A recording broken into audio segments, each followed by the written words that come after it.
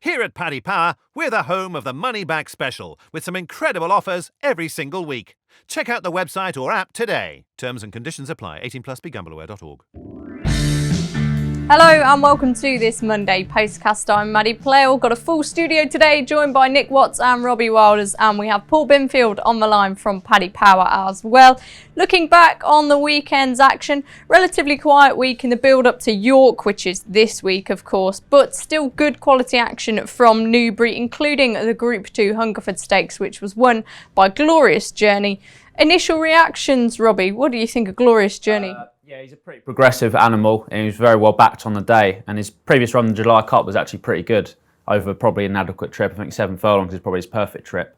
Yeah, it was a good performance, but I think you could argue that Hey Gammon and St Lancelot kind of underperformed a little bit.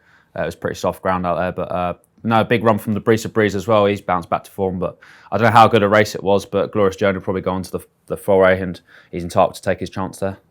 As Robbie suggested, that would be the sort of natural option, wouldn't it? The Group 1 over 7 furlongs, the foray. Would you fancy him for that, Watsy? Yeah, I don't know if I'd fancy him for it. It was a good performance, solid display. I thought the one, Robbie mentioned him briefly there, the one to take out the race, who, you know, kind of surprised me a little bit because he'd been off the track for so long, but Le Breeze, I mean, what a comeback. I mean, Dean Ivory would be absolutely delighted with that to get him back. Obviously, absences aren't that much of a problem these days with horses. You know, if he's going to pitch him back into a race like that, he's going to be somewhere near straight. And he certainly looked that way and performed very well. And I think, you know, end of the season, that's really his time, isn't it? When there's a little bit of dig in the ground, he loves that. And I'm sure all roads will be leading back to Ascot for him on Champions Day. And you wouldn't rule it out if you get, you know, typical autumnal weather again falling at Ascot, then all those big prizes are open to him in kind of the remainder of the campaign. So he was the one for me that kind of, you know, I took out of the race and thought, wow, that was a really good effort. Yeah, really caught the eye, didn't he? As Robbie said, bit of a mixed bag. I think St Lancelot, he probably wants slightly firmer ground, and Hey Gammon just didn't really produce his best, did he? There's no prices for the Foret just yet, but we've got the Champion Sprint market if anyone's interested in Le Breeze for that. A previous winner, of course. Well, Maddie, most people call me Mr. Binfield, but as I like you, you can call me Binners. That's not a problem. Now, too soon. Now then, I've lost my drift now. Yeah, it looks like the winner's going to go for the foray. We haven't got any betting for that yet. Alex Merriam, Charlie Appleby's assistant, was talking about the foray though, and if it comes up soft there, he must have a big chance. But Le Breeze, as you guys say, if it may be a bit of soft ground at Ascot in October for the Champions Sprint, and we cut him to 16 from 25 after a lovely comeback run for Dean Ivory. There we go then, 16-1 on Champions Day about Le Breeze. Now it was Rippon's big day on Saturday as well. Growl won the consolation Dakota Gold. Really impressive in the feature. Great St Wilfrid, Robbie, and he's going to turn out again at York very quickly. Didn't actually know that. That's quite interesting. Yeah, I thought the handicapper wasn't too harsh on him, only raising him for £3 after a Sky Bet Dash win. He obviously loves a bit of soft ground. I think the ground's not going to be quite that soft at York though, and he obviously goes really well on it. So can he turn out that sort of performance again? I'm not sure, but yeah, Dodds is absolutely fantastic with those sprinters and a very good display. Yeah, it's funny, isn't it? Because quite a few favourites have won the Great St Wilfrid in recent years, and he absolutely made a mockery of them, I thought. Yeah, well backed again, went on favourite, didn't he? So, yeah, he was popular in the market. And it's not very often, you know, that you see big sprint handicaps like that won in that kind of fashion. Normally they're very well contested, very close. You can get, you know, bunch finishes. So, but you could call him the winner quite some way out, I thought. So, very good performance. Michael Dodds rolling the dice again. He's bringing him out this week. Yeah, he's obviously at the top of his game, isn't he? So I think while he is, he's gonna go again. But yeah, I mean, potentially look better than just a handicapper when he won on Saturday. Yeah, exactly. There was action at Newmarket as well. Case Key won the Grey Horse Handicap. Always a fun race that, while I'll Have Another was a notable winner there. But we'll move on to Deauville. On Sunday, we had the Group 1 Prix Morny, and it was dubbed as a clash of some of the best juveniles around. A really fantastic race, but it went to France in a race they haven't done that well in recent years, and the unbeaten Earthlight succeeded in getting past Raffle Prize. Mikel Barcelona, Andre Fabre, Robbie, two real stars of the French racing scene, and they've got a champion on their hands. They have, yeah, very big performance. On his breeding, I think he'll definitely be suited by further than 6 as well. He's out of a new approach dam, and he's by Chamandal. So they're talking about going for the Dewhurst now, which would be very interesting. I always like to see these Frenchies come over. for our big races. But he's done it really well, defeating Raffle Prize, because she's probably as tough as they come as for a 2-year-old, and she's also got a lot of class. So I think he was probably valued to win by a bit further because she's so tough. But I really like this horse, and he's gonna be featuring prominently in the classic markets next season, I'd say. Yeah, Watsy, little plug for my RFO column, as Robbie mentioned, by Shamadal. So too is Pinatubo. Be interesting to see if they clash. I doubt it with them both being in the same ownership, but we can dream. Yeah, absolutely. I suppose that's a complicating factor as well, looking further ahead. If, both were to, come through the winter unscathed, as to whether one would stay in France and one would go to Newmarket for the respective guineas. If he does bring him over for the Dewhurst, that might be a slight sign that he's willing to, owners permitting, let him come over. I think he said he'd be more suited to Newmarket, didn't he?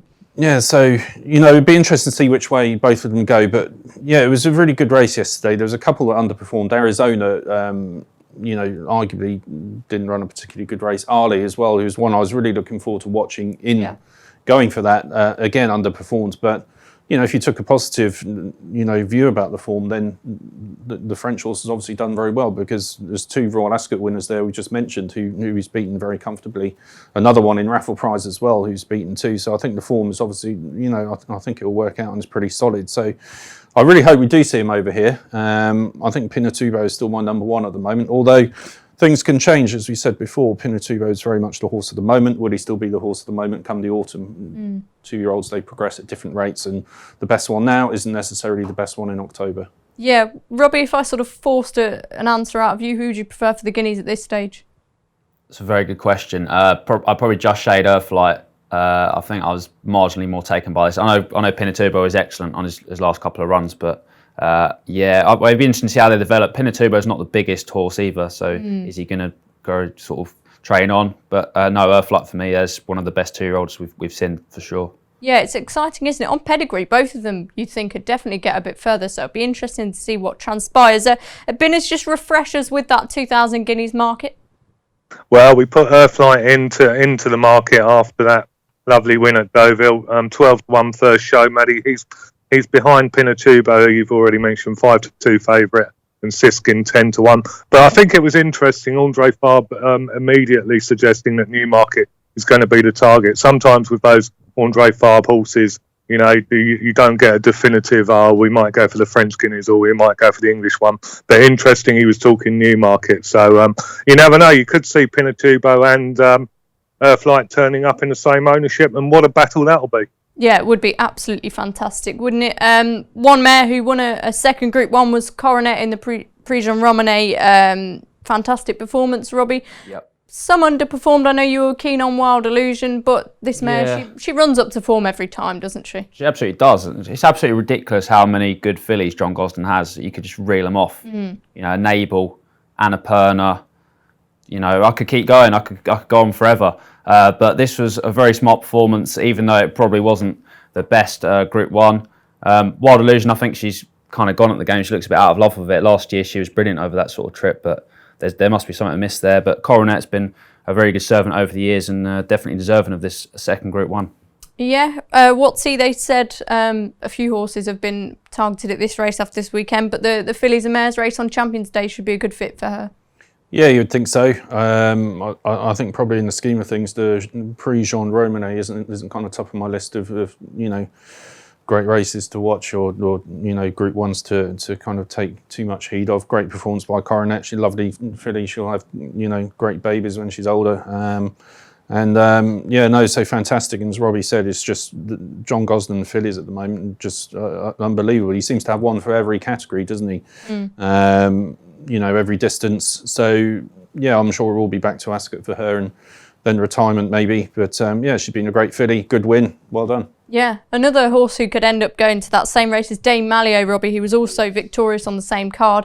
I thought this was a really interesting performance. Great ride from Frankie Dettori to get her up just in the shadows of the post. And she looks so green to me, like she's got a lot more to offer. Plenty more to come, I'd say. Yeah, I was really taken aback by a previous run at Newmarket. That was visually a bit more impressive.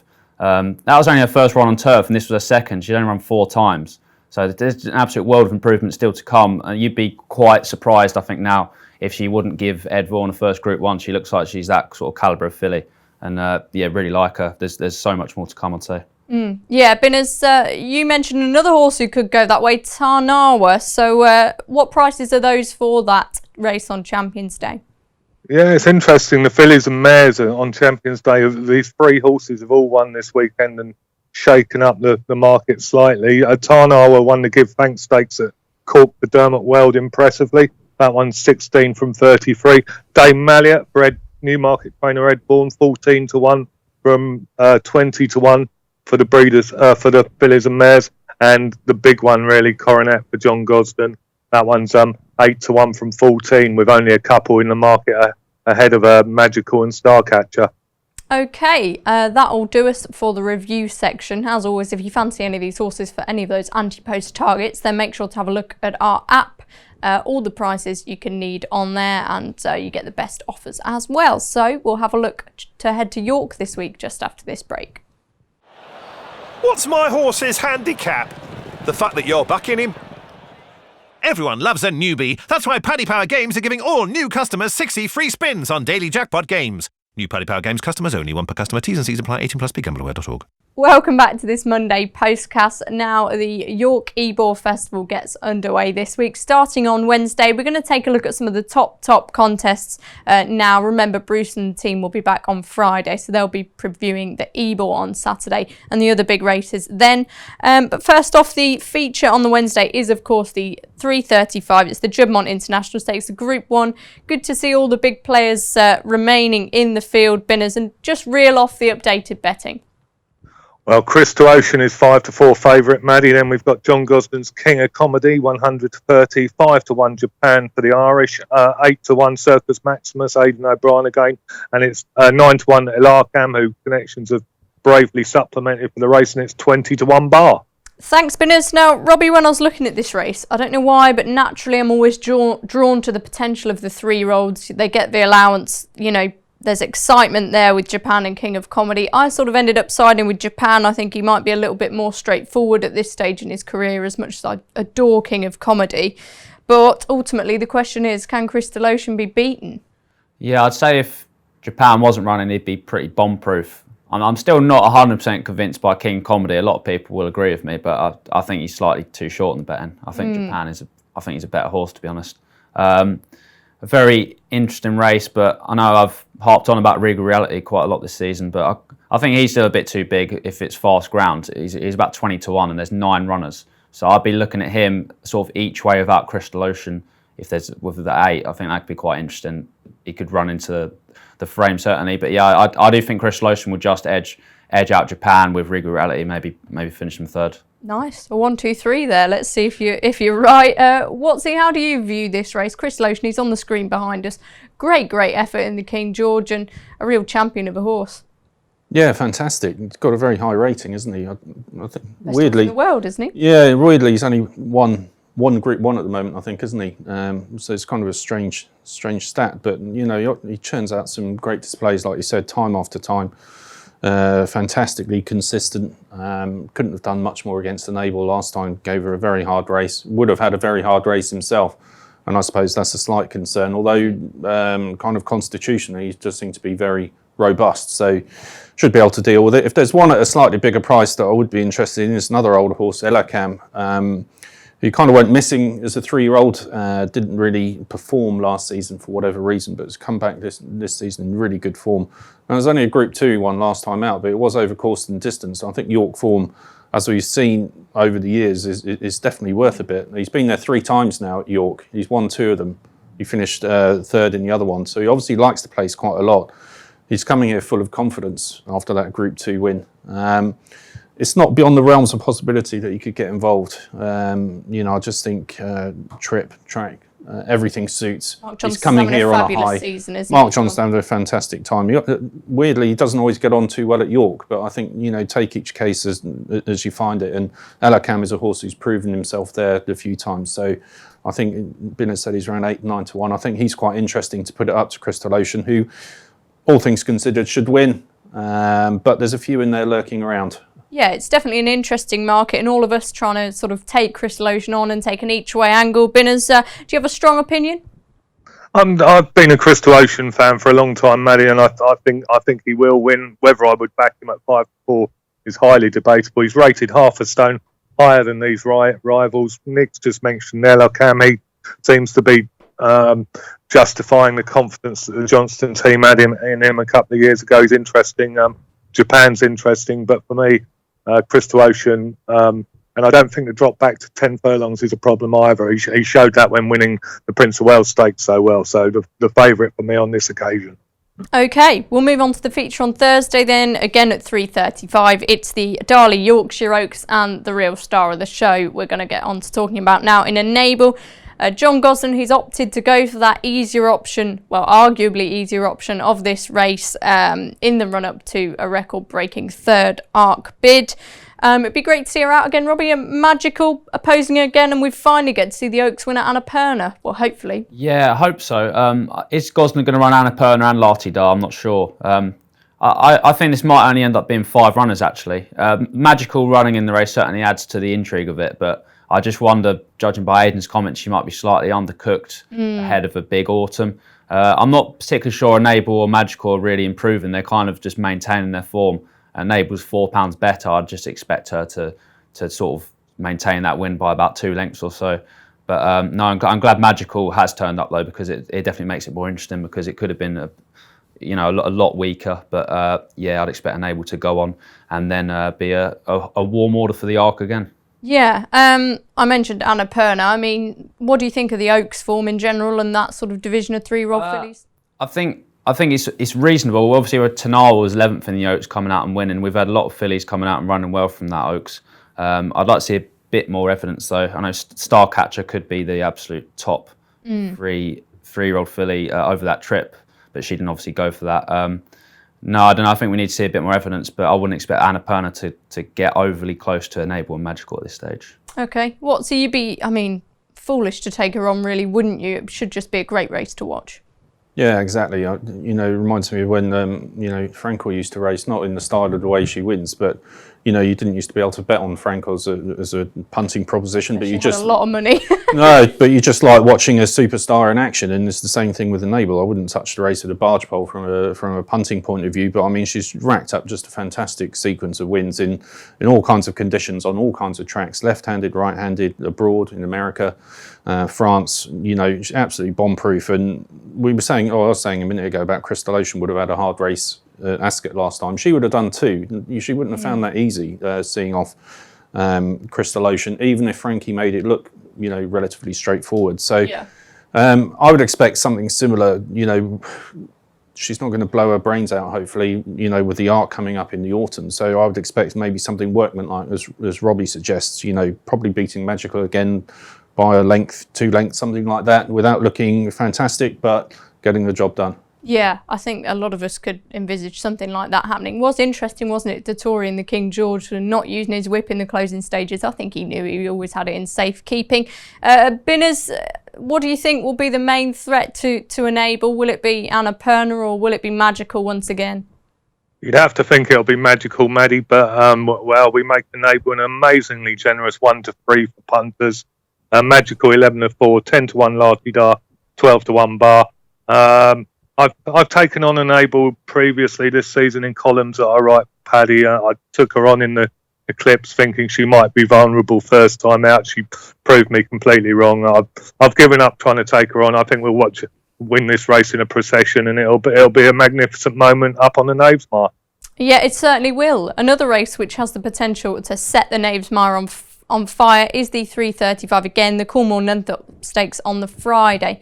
Group 1, over 5 furlongs for these lightning fast sprinters, and July Cup winner 10 Sovereigns is atop of your market, Binners. Yeah, 10 Sovereigns 6-4 after his scintillating July Cup win. What a performance that was. Batash 2-1. He wasn't much. He was equally impressive in the King George down at Goodwood. Mabs Cross 4-1, 9-1 Soldiers Call, 16-1 Fairyland, and So Perfect, and it's 20-1 the rest. Yeah, what's the interesting news this morning that Paul Mulrennan's been jocked off Mabs Cross and Gerald Mosse is going to ride her, who rode her to victory in the Abbey, of course. What do you think of that? Do you think that could make much of difference to the result? No, not really. No? You're not a Mabs Cross fan? No, she's an admirable horse, but something must have happened to 10 Sovereigns between Royal Ascot and Newmarket, because I wasn't expecting a performance like that. The market was, so obviously some people knew that there was a big display in the offing, but still I couldn't quite believe it until it actually happened. And the difference between watching him at Ascot and then watching him at Newmarket was just stark. He looks exceptional, I thought. And you think about him and you think about Batash. Batash has been here twice. He's flopped twice. For whatever reason, there's something about York, whether it's the occasion, whether it's the way they're saddled and they have to walk across the track, whether it buzzes them up too much or not, I don't know. But you can't escape the fact that he's been to the Nunthorpe twice and he's failed twice and failed badly as well. He hasn't looked like winning really. And so, I always say I'm a forgiving kind of punter, but I think you would have to be extremely forgiving of Batash to think that suddenly, for some reason, on his third attempt, that he's turned over a new leaf and he's going to take it all in his stride and suddenly love York, whereas he's not liked it before. So if you're asking me who I would bet, it would, out of the two of them, it would most definitely be 10 Sovereigns and not Batash. Yeah, I'm with Watsy, Robbie. I think, if anything, the step back down to 5, I don't think that would be a problem for 10 Sovereigns. He looks pure speed, and there's just not that doubt there. I mean, maybe there will be. Maybe we'll find out. But he doesn't like York either. But I don't know. I know 10 Sovereigns was amazing last time, but I was like, Batash is the best horse in the race, and every horse has his price. If he was about, I'm getting sucked in. If he was around 3-1, I'd be seriously interested in him. Oh, you'd have to be, wouldn't you, at that price? Exactly. Yeah. He's probably about right at the moment, but I could see a potential drift because we know what's happened in previous years. The one I thought was a touch big at 16s was Fairyland. She obviously won the Lauva last year over 6. I think she's got the speed for 5. She was only beaten 3 lengths by Blue Point in the King's Stand. She was quite eye-catching there. She obviously likes the course at York. She wasn't that far behind 10 Sovereigns. I know he has superior form, certainly, but I just thought there was a little bit of juice there. Yeah, you do get some funny results at York. I mean, look at last year, Alpha Delphini. I'm not sure many people could have predicted that. Mabs Cross, of course, going so close, agonisingly so. Binners, do you predict a straightforward result for the Nunthorpe? No, I think 10 Sovereigns was brilliant at Newmarket. He must have been showing an awful lot on the gallops at O'Brien's. They're bullish. Aidan seems quite bullish about him going into the race, but Batash, for me, Charlie Hills has said for quite a while now that he's been a different horse this year. He did his usual smash and grab raid in the King George at Goodwood, but I think Batash at 2-1 and 10 Sovereigns at 6-4. I'd have to take a chance on Batash. Okay, so you're sort of siding with Robbie then. That's interesting. As I mentioned before, the folks are going to cover Saturday's action on the Friday postcast, but let's just have a quick look ahead to the Ebor now then. If I just ask for a selection from each of you. Binners, have you seen any interesting market moves for anything at this stage for the big one? Well, there's been a few, Maddie. A few quid around for Royal Line. He's been back to 20-1. He's actually my selection for John Gosden, the November handicap winner. That was on soft ground over 12 furlongs. He came back in July at Sandown over 10. The shortest distance he's ever been run over. Looks a bit of a plot to me. A respectable 4 that day. I think he'll go really well in a market headed by King's Advice at 13-2, 8-1 withhold, 10-1 Raheen House, Ben Vracki and Royal Line, and it's 12-1 the rest. Thanks, Binners. So that's Royal Line for you. I'm quite interested in Golden Mount, former Hong Kong galloper. Well, before that, he was with he won the Britannia, I think it was, wasn't it? Royal Ascot, when he was called Primitivo for Mick Shannon. I think his form at York looks really good, and it's funny racing it, Robbie. It's like a condensed, very, very condensed handicap. Yeah, we were saying that yesterday. It's like a Group 2, but with horses carrying between sort of 7 and 8, sort of fluctuation between top and bottom. Do you think there's any sort of point in trying to find one that's well handicapped? Well, yeah, I think Desert Skyline is well handicapped. I backed him a while back after his third at York, 2 starts ago to King's Advice. He was staying on really well there. I just have a minor concern that he probably wants a little bit further than 1 mile 6, but he'll obviously get a really strong pace to aim at. His previous run is kind of forgiven at Goodwood. I'm not sure that's necessarily his track. But last season he was obviously he was running to Stradivarius every run, and he was rated in the sort of mid-teens around then. He's fallen. The stable was out of form quite a bit. David Ellsworth early in the year.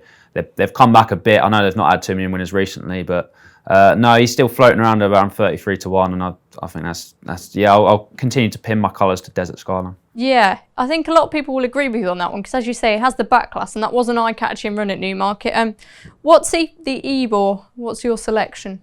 Yeah, I don't want to pour cold water on your Gold Mount, but we've got a stable tour in the weeklies coming out tomorrow and Wednesday with Ian Williams, and he's going straight to the Melbourne Cup apparently and misses Saturday, so I hope you haven't invested already. No, I have not, thankfully. Yeah, but save your money on that one. But it's a horse that finished second to Gold Mount at York on his return this season, Raheen House, who I think is really interesting.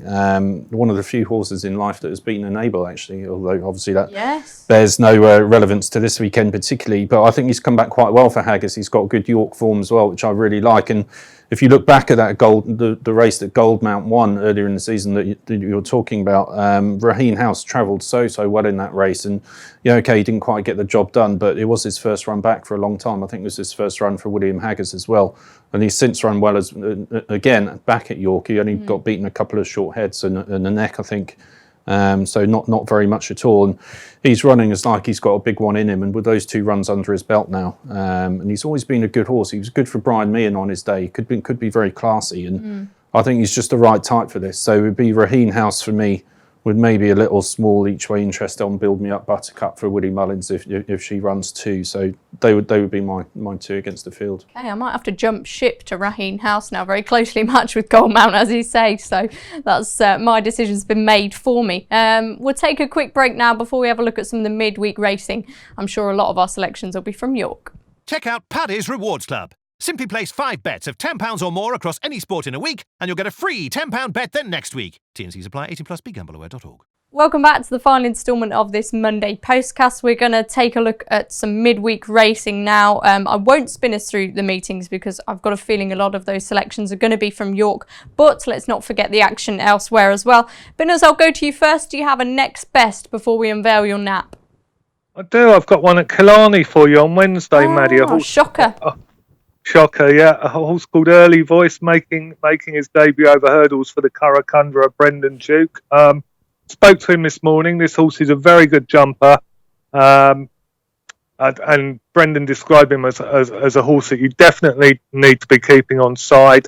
And he thinks he's got a very good chance at Killarney. Last time I was in Ireland, I saw him schooling, and let's hope for the best. Indeed. That's very reliable, isn't it, Binners, putting up a Brendan Duke horse? As soon as he said Killarney, I knew it was going to be the Curracundra, because I think you love saying that, Binners, don't you? Yeah. We know him too well, don't we? A next best from you? Well, I've got a couple. There's one at York in one of the supporting races, the Voltigeur, which I think... Very well pronounced there. It's very posh. Is it? Oh, I don't know. I just thought that's what you called it. Give it a French twist. Yeah, French twist there. But Aidan O'Brien runs Norway. He's been sacrificed a few times this season as a pacemaker, which is a shame because he's pretty talented in his own right. He was placed in the Irish Derby behind Sovereign. He also ran quite well at Chester earlier in the season behind Sir Dragonet. He had Dashing Willoughby, Technician, horses like that behind him. I think the key to him is the ground. He wants it fast. And if he's allowed to run on his own merits, they have got Constantinople in the same race, who's the better fancy of the pair. But there's no reason why they shouldn't let him take his chance. He won the Zetland last season. He could be a legitimate Leger contender. So hopefully he's not, making it for Constantinople and, he's running under his own steam. So that's one for the supporting cards at York. And there's an interesting one at Newton Abbot tomorrow night. I think it's the 6:35 Legal History runs, trained by David Pipe. He ran well in the listed hurdle at Market Raisin last time out. I think he's a bit of a short runner. I don't think he likes being in front for too long, or likes courses with long finishes from the last to the line. And Newton Abbott's got a very, very short run after the last to the winning post, and I think that really suits him. So if you like your little fish, then Legal History at Newton Abbot tomorrow night. Yeah, I like that very much. A young horse, he progressive, wasn't he, as well? He really rose up the handicap at the end of last jump season. Robbie, where are you betting at this week? Any big fancies? A couple more races at York. I absolutely love Falcon 8. I had quite a big bet on for myself in the Ascot Gold Cup. He didn't turn up there, but I think there's no secret that this is a really smart long-term prospect, and he's taken on Stradivarius. I don't think he's going to beat Stradivarius at this stage, but I'm really interested to see how he progresses. He's a bigger price than DXB at the moment. I think he's definitely going to be a better horse than DXB in time. And again, I think I liked using these without markets when there's a short price favourite. So probably Falcon 8 without Stradivarius would be quite interesting for me. And his sister, Search for a Song, is also entered in the Gautra Stakes. She was 4th in the Irish Oaks last time on just her 3rd start. I think there's a lot more to come from her. It's a really good family. It's a family I really like. And obviously Lati Dar won that race last year, didn't she? The Gautra Stakes. I think if she turns up, then she could be very interesting. Don't World could have quite a good week. Yeah, he could indeed. Asheen Murphy's been jocked up on Falcon 8, hasn't he? So that's certainly interesting in his bid for that champion jockey's title. Let's get some naps now then. This will not be beaten. Nick Watts, who's your nap of the week? I'd go for Raheen House. I think he's got it in him to run a huge race in the Ebor. Okay, Robbie?